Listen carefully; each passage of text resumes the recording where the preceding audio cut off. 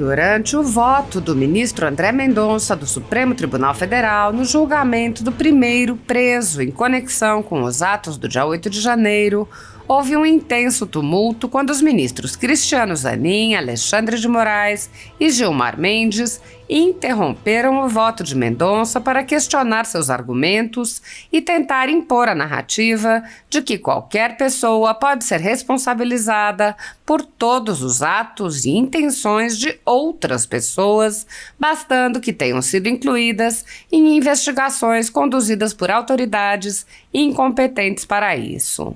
Quando o ministro André Mendonça explicou que não caberia condenar por tentativa de golpe de Estado um réu que apenas entrou no prédio do Senado, os outros ministros passaram a descrever inúmeras condutas de outras pessoas pedindo a condenação do réu, ao que Mendonça respondeu lembrando que se outras pessoas devem ser consideradas, há que se analisar também as condutas dos agentes do governo Lula que claramente se omitiram. Apesar das interrupções, Mendonça lembrou aos colegas que estão aplicando uma lei nova e que estão formando uma jurisprudência que levará o Supremo Tribunal Federal a julgar todas as manifestações que venham a acontecer no país e que precisarão utilizar os mesmos critérios. Houve um intenso silêncio quando o ministro apontou que, utilizando-se os critérios propostos pelo relator, o réu seria condenado a uma pena muito mais grave do que se tivesse de fato cometido crimes graves. Não houve qualquer explicação por parte dos defensores da tese do crime multitudinário de por que as autoridades do governo Lula não estão incluídas entre os penalizados. Apoiadores do ex-presidente Jair Bolsonaro e pessoas que apenas têm um discurso diferente do imposto pelo cartel midiático vêm sendo perseguidos, em especial pelo judiciário. Além dos inquéritos conduzidos pelo ministro Alexandre de Moraes, do Supremo Tribunal Federal, também o ex-corregedor do Tribunal Superior Eleitoral, Luiz Felipe Salomão, criou seu próprio inquérito administrativo e ordenou o confisco da renda de sites e canais conservadores, como Bárbara, do canal Te Atualizei, e a Folha Política.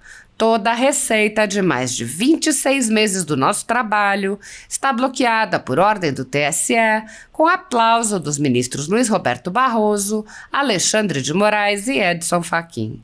Sem a possibilidade de receber a renda de seu trabalho, o jornal corre o risco de fechar. Se você apoia o trabalho da Folha Política e pode ajudar, use o QR Code para doar qualquer quantia para a empresa Raposo Fernandes ou use o código ajude@folhapolitica.org.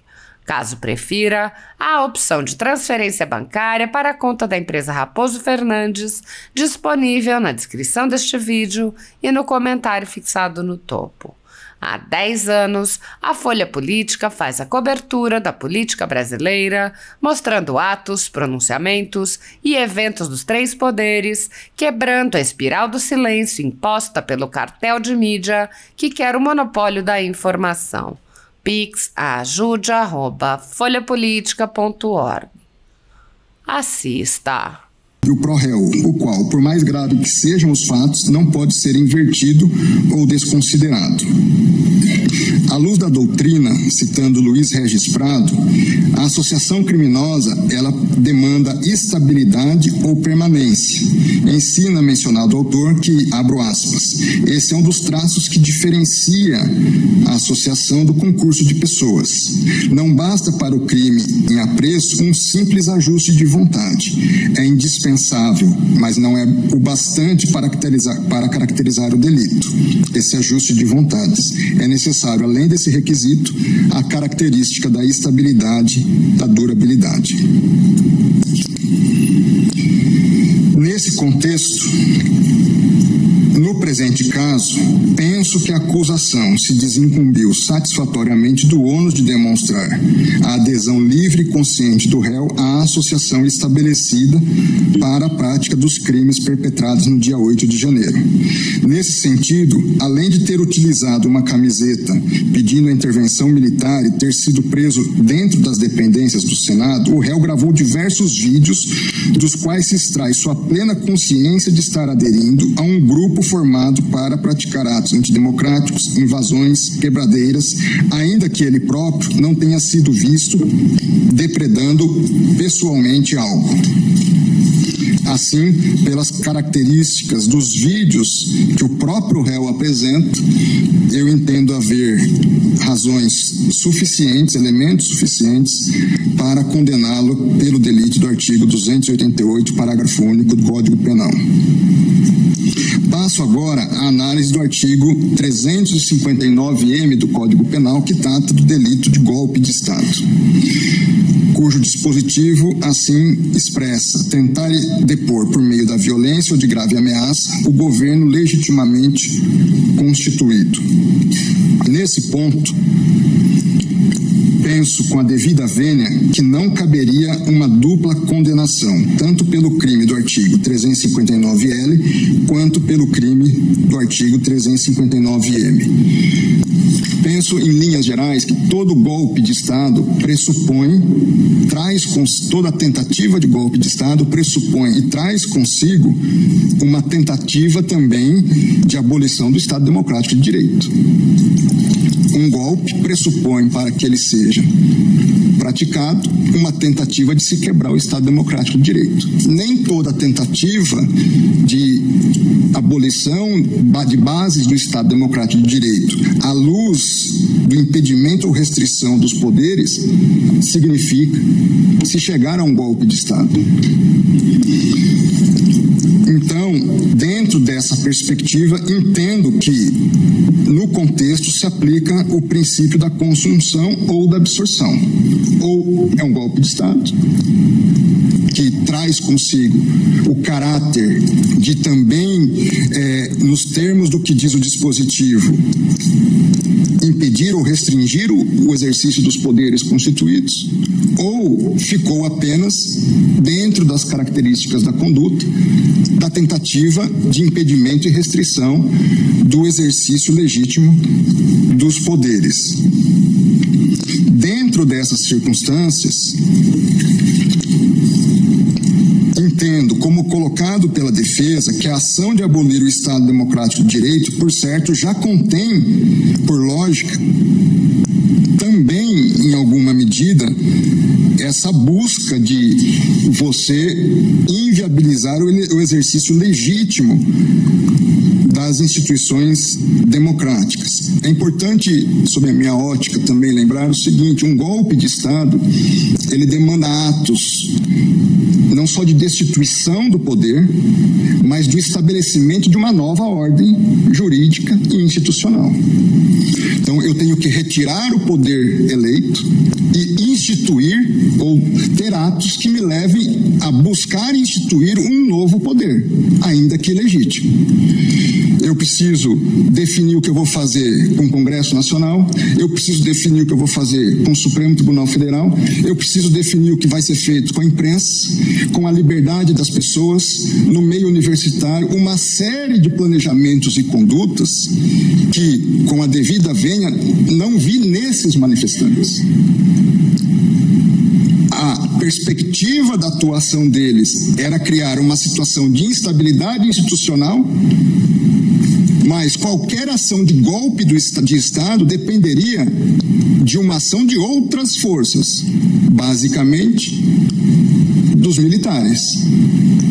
Então, mesmo aqueles que atuaram para inviabilizar o funcionamento das instituições democráticas, à luz dos elementos disponíveis nos autos, não se tem característica a ponto de levar uma destituição de um poder e instituição de uma nova ordem. Se me permite Pois não, ministro.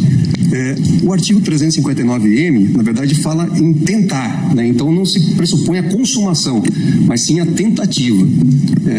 Só essa... Ambos falam em tentar. Exato. A questão, para mim, eles não agiram para tentar depor o governo.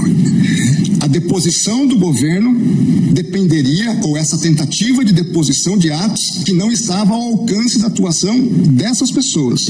Permite, ministro? Pois não. Porque acho que essa questão é extremamente importante, porque são dois pontos diversos, se eu entendi o que Vossa Excelência colocou.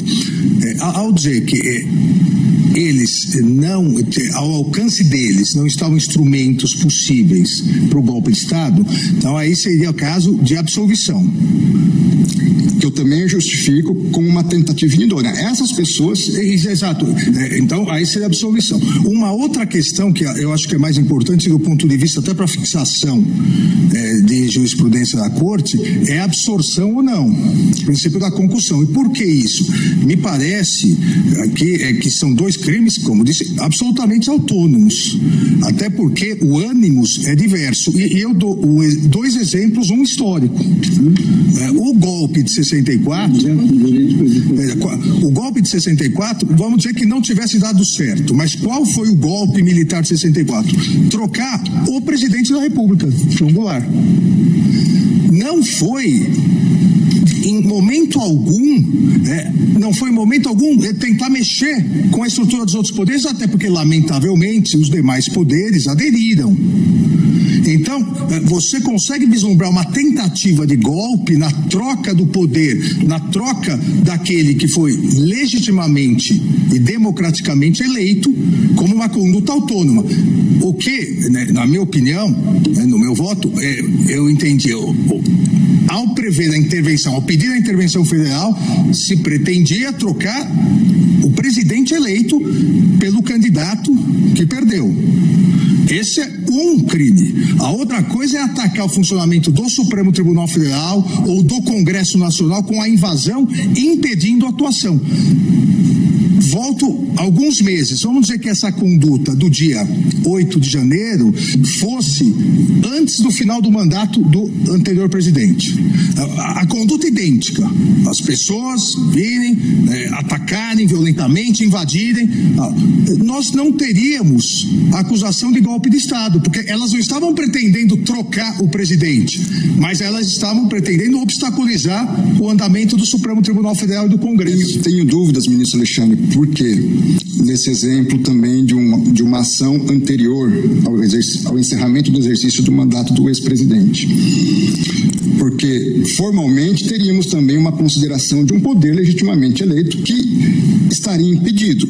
Na minha análise, à luz dos fatos dessas figuras, desses manifestantes vândalos criminosos, deles não tinha ação idônea para destituir um poder.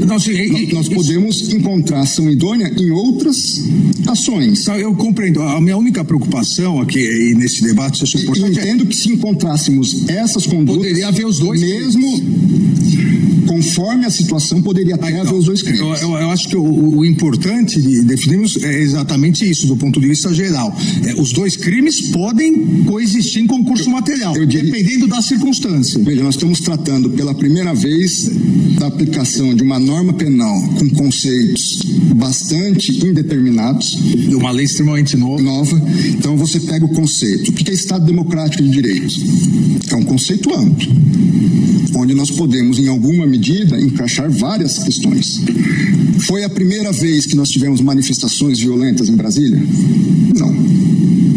Nós já tivemos invasão do Congresso Nacional violenta. Nós já tivemos ministérios aqui postos com incêndio, fogo. Nós já tivemos outras manifestações violentas. É verdade que penso que foi a primeira vez no Supremo Tribunal Federal. Foi. Mas em outros contextos, não. Eu acho, desculpe-me, eu acho que a gente tem que fazer um pouco também de uma contextualização. Eu estou aqui há muitos anos e, de fato, assisti a várias invasões de ministérios, episódios isolados que nós tivemos a partir de movimentos sociais, protestos e coisas do tipo. Nós jamais tivemos um grupo acumulado na frente de quartéis pedindo intervenção federal. É preciso colocar isso nos seus contextualizado, ministro contextos. Isso está contextualizado. Entendo a ponderação de este é um dado. Nós tivemos, e a gente viveu isso na pele, 7 de setembro, em que imaginávamos que aquilo poderia descambar para a arruaça que se transformou o 8 de janeiro. Nós sabemos disso, o ministro Fux viveu essa realidade, a ministra Rosa. Em suma, então são questões que precisam ser olhadas nessa perspectiva. Afora o incentivo que havia a partir do próprio chefe do Poder Executivo para esse tipo de prática, ou mesmo para a omissão. De modo que, ainda ontem vi essa consideração sobre o passeio no parque, e jamais houve passeio no parque. Não se tratava de passeio no parque, ministro Cássio. Nem de um incidente. A cadeira que o senhor está sentado, depois, a cadeira que o senhor está sentado, estava lá na rua, no dia da invasão. Só para justificar, mas essa expressão não foi minha. Não fui eu que disse isso. Então, está longe de se tratar disso. É preciso que a gente contextualize isso e que havia... É importante essa contextualização. Só para encerrar, desculpe mesmo, mas só para encerrar, na verdade, estava implícito em toda essa ação que, ao fim e ao cabo, diante da anomalia, da anarquia instaurada, nós teríamos uma GLO. E aí o ministro Alexandre coloca muito bem. Imagine que esses fatos tivessem ocorrido antes do dia 1º de janeiro, com o governo, então, anterior no poder. E nós tivemos situações desse tipo, é que os fatos vão se acumulando e nós perdemos o contexto. O 12 de dezembro, dia da diplomação do presidente da República. Atos, mas não só de vandalismo, de terrorismo. Ônibus incinerado. A Polícia Federal invadida. Carros pegando fogo embaixo de postos de gasolina. Há muitas perguntas sem resposta, ministro Gilmar. Não, é só para colocar. Agora, eu estou tentando me deter no caso concreto. Não, sim. Porque, vamos lá, eu fui ministro da Justiça. E o senhor também trabalhou no Palácio do Planalto, na subchefia de assuntos jurídicos. Em todos esses movimentos de 7 de setembro, como ministro da Justiça, eu estava de plantão com uma equipe à disposição, seja no Ministério da Justiça, seja com policiais da Força Nacional que chegariam aqui em alguns minutos para impedir o que aconteceu. Eu não consigo entender, e também carece de resposta, como que o Palácio do Planalto foi invadido da forma como foi invadido. Vossa Excelência sabe o rigor de vigilância e cuidado que deve haver lá. O fato é o seguinte, eu não vou entrar nesse mérito hoje. Acho que não nos cabe, pelo menos da minha parte, não é a intenção entrar nesse mérito hoje. A minha intenção é avaliar a conduta do senhor Aécio Lúcio Costa Pereira. Ministro André, se me permite, já que Vossa Excelência entrou nesse caso, as investigações demonstram claramente o porquê houve essa facilidade. 5 coronéis comandantes da PM estão presos, exatamente porque desde o final das eleições se comunicavam por zap, dizendo exatamente que iriam preparar uma forma de, havendo manifestação, a Polícia Militar não reagir. Então, claramente, a Polícia Militar, que eu também fui ministro da Justiça e sabemos nós dois, que o ministro da Justiça não pode utilizar a Força Nacional se não houver autorização do governo, do Distrito Federal, porque isso fere o princípio federal. Não em relação aos prédios federais. Mas não Não em relação à Praça dos Três Poderes. Mas em relação às edificações federais, ele absurdo, pode e deve com conter. todo respeito, Vossa Excelência, querer falar que a culpa do 8 de janeiro foi do ministro da Justiça. Vossa Excelência que está dizendo isso. É um absurdo. Vossa Excelência que está dizendo isso. 5 comandantes estão presos. Muito embora eu queria e o Brasil quer ver esses vídeos do Ministério da Justiça. Quando o ex-ministro da Justiça, que sucedeu Vossa Excelência, fugiu para os Estados Unidos, Eu sou advogado de ninguém e aqui, jogou o celular dele no lixo. Eu não sou advogado e foi preso. E agora Vossa Excelência, Vossa Excelência vem no plenário do Supremo Tribunal Federal, que foi destruído, para dizer que houve uma conspiração do governo contra o próprio governo. Tenha dó. Não coloque palavras na minha boca. Tenha dó. Não coloque palavras na minha boca. Não coloque palavras na minha boca. Tenha dó, Vossa Excelência. Não, eu tenho a impressão só que a gente precisa... Posso terminar, meu...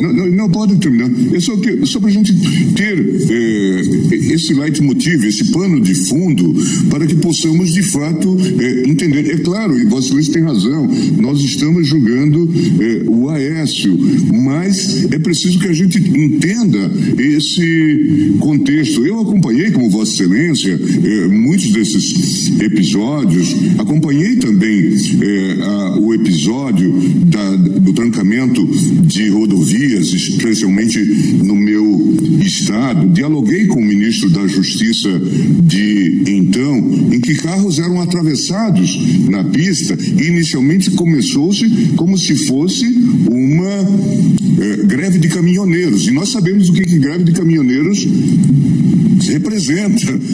Está se celebrando agora essa triste efeméride de 50 anos do golpe no Chile, que começa com a marca dos caminhoneiros em greve. E aqui era uma greve, era um lockout, eram empresários atravessando carros na pista. Imagina o que isso significa. Daqui a pouco desabastecimento, dificuldades. Eu cheguei a falar com o ministro da Justiça naquele momento e ele dizia: nós não temos força para enfrentar e para isso precisa-se da GLO. Precisa-se de GLO. GLO era exatamente a senha para a insegurança. É isso que a gente precisa entender. Esse grupo estava conectado no comando. Veja, é claro que temos que isolar, que temos que julgar os casos que estão postos. Mas havia uma questão que estava toda ela associada. Eu até, na conversa com ele, fiz um pouco de abordagem jocosa e disse: poxa, a Galo Loucura, a torcida do Galo, conseguiu abrir pistas porque eles estavam sendo impedidos de ir ao jogo, ministra Carmen. Mas a nossa Polícia Rodoviária Federal não conseguia. Precisava das Forças Armadas. Esse caso é tão esdrúxulo, ministro Gilmar. É verdade. Me traz tanta inquietação. Veja, todo o contorno do que ouvimos dizer, se formos fazer uma retrospectiva dos atos, pré-8 de janeiro, ali, 6, 7, havia anunciado, vamos todos a Brasília. Primeira coisa, Polícia Rodoviária Federal, na greve dos caminhoneiros, ministro Gilmar, que foi tentada no governo anterior, eu era ministro da Justiça, eu passei a madrugada na sede da Polícia Rodoviária Federal, acompanhando o relatório minuto a minuto de eventuais tentativas de bloqueio de estradas, em função até da experiência pretérita negativa que havia ocorrido no governo Temer. O que eu quero dizer, a Polícia Rodoviária Federal tinha condições de evitar a chegada. Dia 6, dia 5, dia 7, não sei. Não foi feito. Toda a construção é de que era uma tragédia anunciada. Agora, houve, eu vou usar a expressão, falhas sistêmicas desde esse ponto. O que houve, não tenho dúvidas, falhas, eu vou usar a expressão falhas porque não estamos julgando essas pessoas, sistêmicas na Polícia Militar do Distrito Federal. Mas também há dúvida razoável sobre como é que esse grupo entra com a facilidade como entrou, não digo no Supremo, eu não digo nem no Congresso, dentro do Palácio do Planalto. É inconcebível. Onde está estava todo o efetivo da Força Nacional. Eu não tenho, assim. Hoje o Brasil não sabe. Eu me lembro naquele contexto em que havia o inquérito, ainda há o inquérito em relação à reunião que o ex-presidente Bolsonaro teve com os ministros, e essa reunião foi gravada e havia toda uma discussão sobre, a partir de uma determinação do ministro Celso de Mello, para se entregar aquele vídeo, aquela fita, e toda a atuação, tanto minha como do ministro Levi, à época advogado-geral, nós temos que entregar independente do que contenha. Independente do que contenha. E foi entregue. Agora, chama a atenção o Ministério da Justiça não disponibilizar ou não ter os vídeos correspondentes. Nós precisamos tratar todos igualmente, com os rigores correspondentes e também com o reconhecimento de que certas situações geram um não enquadramento em determinada conduta. Em relação a esse réu, não vejo na atitude dele um ato idôneo de golpe de Estado. Vimos, eu e meu gabinete, mais de 1 hora de vídeo dele transitando pelo Senado Federal. Não vi. Ele se apresenta na presidência do Senado, mas não há um ato de instituição específico. Veja, eu não estou absolvendo ele, estou condenando ele em tudo. Uma pena somada, já antecipando aqui, que vai chegar a 8 anos. Estou longe de ser leniente, mas também não serei, na minha visão, injusto em tipificar alguém por uma conduta que entendo que ele, seja por questões pontuais, seja por uma questão, e aí é uma questão teórica mesmo, de condutas, se elas se absorvem ou não de direito penal, não vejo justificativa suficiente para condená-lo. Ora, mas se eu condenar só em um crime, vamos por hipótese, a pena é menor. Não sei, porque nós temos como modular a pena dentro do mínimo e máximo que o Código Penal nos oferece. A questão não é essa. A questão é, houve por parte de Aécio uma tentativa idônea de golpe de Estado? Entendo que não. Entendo que todo golpe de Estado pressupõe ato antidemocrático. Razão pela qual há uma consunção, um absorve o outro. É uma questão de dogmática de ciência do direito penal, que pode não ser a opinião da maioria do colegiado, pode. Furto, subtração de coisa alheia. Também é crime praticar violência e grave ameaça gratuita contra outra pessoa. O que é o roubo? É a soma da subtração com a grave ameaça. Há uma absorção. O direito penal trabalha isso constantemente. Porque nós somos automaticamente, trabalhamos nisso num viés automático e não nos damos conta disso. Tive sérias dúvidas sobre a questão do dano e a questão do Código Penal e a questão do crime contra o patrimônio cultural. Veja o tipo do Código Penal do dano, a conduta, os verbos: destruir, inutilizar ou deteriorar. A conduta do crime contra o patrimônio cultural: destruir, inutilizar ou deteriorar. Os mesmos verbos. Também não é simples. Entendo, porém, que de um lado aqui há sim um princípio de absorção desses ilícitos.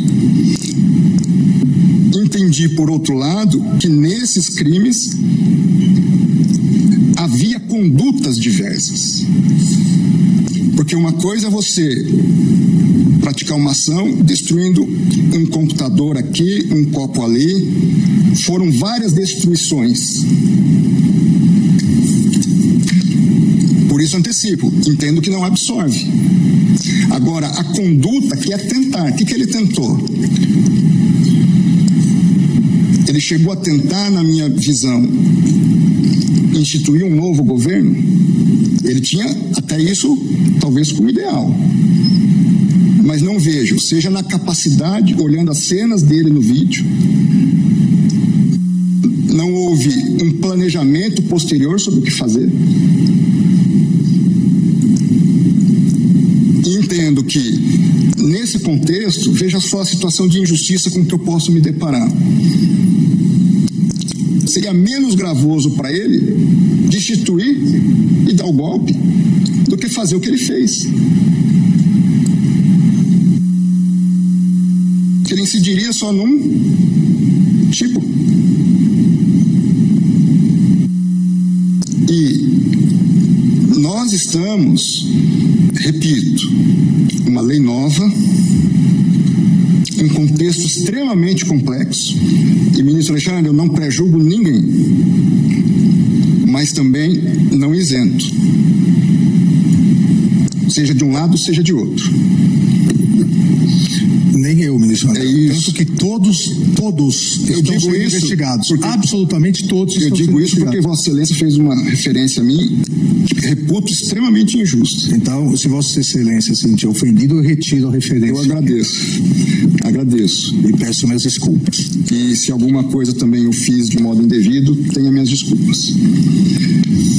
O que eu quero dizer é que nós estamos participando de um julgamento que ele vai nortear. Eu sei que tem todo esse contexto específico e é fato e tem que ser considerado. Mas a probabilidade do Supremo Tribunal Federal decidir originariamente, novamente, um caso de manifestações violentas é muito raro. Seja em Brasília, seja fora de Brasília. A tendência é que esses julgamentos ocorram em primeiro grau e sigam os recursos correspondentes. E nós estamos balizando uma jurisprudência que vai servir de parâmetro para todas as outras manifestações, queiramos nós ou não. Isso não vai depender de nós. E ao mesmo tempo que penso não devemos ser lenientes, também penso que não devemos ir além do que o marco legal nos permite, logicamente, com a devida vênia, dentro da minha respectiva limitação e interpretação. Não sou dono da verdade também, não. Eu vou, então, trago aqui os fundamentos para a condenação nos crimes de dano e de destruição, inutilização, deterioração do patrimônio cultural. Partindo para as penas, senhora presidente, eminentes pares. Trago também a justificativa de dosimetria correspondente, que estará disponível no meu voto, e farei a entrega tão logo encerrada a sessão, no sentido de julgar parcialmente procedente a pretensão acusatória em relação ao réu Aécio Lúcio Costa Pereira, para absolvê-lo da acusação do delito do 359-M do Código Penal, com fundamento no artigo 386-3 do Código de Processo Penal. Não haver provas suficientes. 2. Condená-lo como incurso no artigo 359-L do Código Penal, que trata da questão do Estado Democrático de Direito, tentativa de abolição. Artigo 288, parágrafo único do Código Penal, que é a associação criminosa. E no artigo 62.1 da Lei 9.605, de 98, que trata do patrimônio cultural, somando-se as penas correspondentes em concurso material em 7 anos e 1 mês de reclusão, mais 25 dias multa no valor unitário do mínimo legal. Por fim, também condená-lo em concurso recurso material como incurso no artigo 163, parágrafo único, incisos 1, 2, 3 e 4 do Código Penal, a pena de detenção de 10 meses e 25 dias multa. Custas pelo condenado, eu adiro às condenações de efeitos secundários que foram trazidas pelo eminente relator quanto a danos e danos morais. Com a devida vênia, ministro Zanin, justificar o argumento de Vossa Excelência que a AGU já está adotando as providências via ação civil pública, mas entendo que aqui nós formaríamos um título executivo que já permitiria medidas de constrição. E eventual sobreposição de valores, haveria uma compensação lá para não haver bis in idem. A minha leitura... No meu voto, só para esclarecer, eu acompanhei o eminente ministro Alexandre de Moraes fixando o dano material. Sim. De 30 milhões de reais. Mas não fiz... Acho que é o moral que é 30 milhões, salvo não, é o material. Acho que é o moral.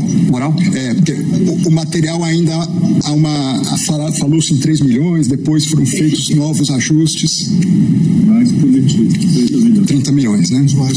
No meu voto, estou colhendo como dano material com somatória dos danos que foram aferidos ao longo da instrução. Os danos aferidos foram em torno de 25 e 30, mas a fixação foi como danos morais no meu voto coletivo. Então, estou aderindo à tese trazida pelo eminente relator. E é como voto, senhor presidente. Agradeço a atenção dos pares. Agradeço ao ministro André Mendonça. Colho o voto do ministro Edson Fachin. Muito obrigado, senhor presidente. Cumprimento Vossa Excelência, os eminentes pares, especialmente Sua Excelência o relator, ministro Alexandre de Moraes, Sua Excelência o revisor, ministro Nunes Marques. Cumprimento o senhor